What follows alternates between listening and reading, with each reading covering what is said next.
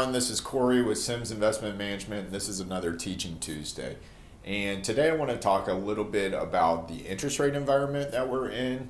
And oftentimes I get questions from clients that say, well, aren't stocks they've rallied so much, they have to pull back. And it's not one of these, it's not gravity. What goes up must come down. That's not how the stock market works.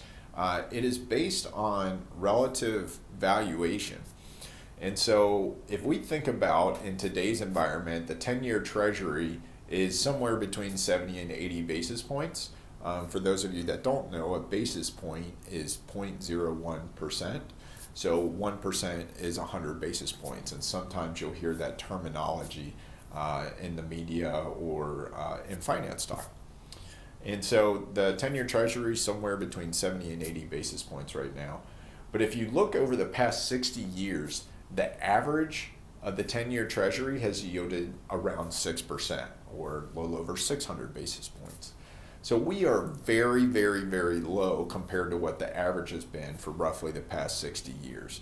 So when people will say, oh my gosh, the stock market is so overvalued, well, what they're typically not doing is comparing what the stock market's yield, dividend yield, earnings yield, growth yield, and what its value is today compared to what the alternative that they could invest in, which is typically compared to a 10-year treasury.